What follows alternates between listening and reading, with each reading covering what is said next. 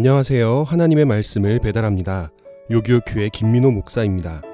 오늘의 공동체 성경 읽기 본문은 민수기 3장에서 4장까지의 말씀인데요. 그 중에서 민수기 4장 46에서 49절까지를 봉독하고 함께 묵상하도록 하겠습니다. 모세와 아론과 이스라엘 지휘관들이 레위인을 그 종족과 조상의 가문에 따라 다 계수하니 30세부터 50세까지 회막 봉사와 매는 일에 참여하여 일할 만한 모든 자 곧 그 계수된 자는 8,580명이라. 그들이 할 일과 짐을 매는 일에 따라 모세에게 계수되었으되 여호와께서 모세에게 명령하신 대로 그들이 계수되었더라. 본래 민수기는 히브리어로 베미드바르, 광야 안에서라는 이름으로 불렸습니다. 하지만 구약 성서를 헬라어로 번역한 70인역 성서에서 아리트모이, 숫자들이라는 이름으로 번역되었는데 그 이유는 다들 아시다시피 민수기에 인구조사와 관련된 내용이 많이 나오기 때문입니다. 그래서 영어로도 넘버스라고 번역합니다. 오늘의 공동체 성경 읽기 본문인 민수기 3, 4장에서는 특별히 레위인들의 인구를 계수하는 장면이 나옵니다. 야곱이 레아에게서 낳은 셋째 아들인 레위는 연합하다라는 뜻을 가지고 있는데요. 이는 레아가 자신이 남편 야곱에게 사랑받지 못하는 처지임을 한탄하며 이 아들을 봐서라도 자신과 남편이 가까워지기를 바라는 마음으로 이름을 연합하다라는 뜻으로 레위라 지은 것입니다. 그리고 실제로 그 이름처럼 레위의 자손들인 레위인들은 다른 12지파에 흩어져 살면서 이들이 하나님을 믿는 신앙 안에서 하나의 민족 정체성을 가지고 살아가게끔 하는 역할을 수행했습니다. 하나님 안에서 이스라엘의 모든 지파들이 연합할 수 있게 하는 역할입니다. 레위 지파는 레위의 세 아들들인 게르손, 고핫, 므라리의 자손들로 구성되어 있는데요. 오늘의 본문에서는 이들의 수가 각각 게르손 자손은 7,500명, 고핫의 자손은 8,600명, 므라리의 자손은 6,200명이라 기록합니다.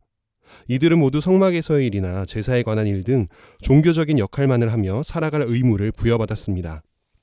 그리고 레위인들을 향한 두 번째 인구조사에서는 성막에서의 일을 감당할 수 있는 30살에서 50살까지의 남자를 계수하였습니다. 독특한 점은 레위인이 아닌 다른 지파의 이스라엘 백성들은 전쟁에 참가할 수 있는 20살 이상의 남성들을 계수했는데 레위인들은 20살이 아니라 30살 이상으로 남성을 계수하였다는 점입니다. 이는 다른 지파 남성들과 달리 레위인들은 전쟁에 참여할 수 없었기 때문입니다.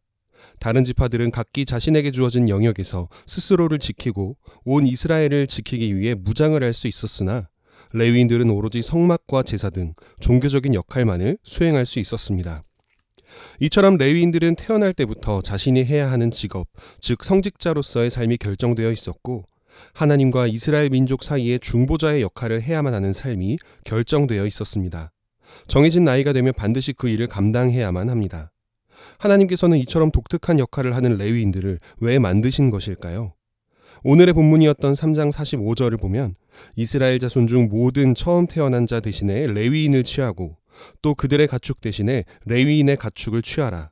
레위인은 내 것이라 나는 여호와니라 라고 하십니다.